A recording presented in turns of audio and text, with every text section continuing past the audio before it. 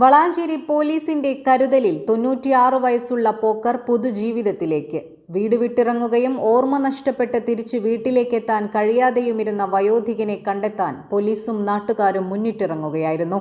3 ദിവസത്തോളം നീണ്ടുനിന്ന തിരച്ചിലിനൊടുവിലാണ് കുറ്റിക്കാട്ടിൽ നിന്നും പോക്കറിനെ കണ്ടെത്താൻ കഴിഞ്ഞത്. ഉപ്പയെ കാണാനില്ലെന്ന പരാതി കിട്ടിയ ഉടൻ തന്നെ എല്ലാ സംവിധാനങ്ങളും ഒരുക്കിയാണ് വളാഞ്ചേരി പോലീസ് തിരച്ചിലിന് നേതൃത്വം നൽകിയത്. ഡോഗ് സ്ക്വാഡ്, ഫയർഫോഴ്സ് യൂണിറ്റുകൾക്ക് പുറമെ സന്നദ്ധ പ്രവർത്തകരും നാട്ടുകാരും മുഴുവൻ സമയവും തിരച്ചിൽ നടത്തി. ഉപ്പയെ കണ്ടെത്താൻ കഴിയുമെന്ന ഉറച്ച വിശ്വാസം പ്രതീക്ഷകളായപ്പോൾ ഒരു നാട് തന്നെ ഒന്നിച്ചു നിന്നു. കേരള സ്റ്റോറിയിലെ മനോഹരമായൊരു അധ്യായത്തിന് തുടക്കം കുറിച്ചാണ് വളാഞ്ചേരി പോലീസ് അഭിമാനമായി മാറിയത്. വളാഞ്ചേരി SHO വിനോദ്, SI നിർമ്മൽ തുടങ്ങിയവരുടെ നേതൃത്വത്തിലായിരുന്നു തിരച്ചിൽ നടന്നത്. പോക്കറെ കണ്ടെത്തുമ്പോൾ അവശ്യനിലയിലായിരുന്നു. തുടർന്ന് വളാഞ്ചേരിയിലെ സ്വകാര്യ ആശുപത്രിയിൽ പ്രവേശിപ്പിച്ചു.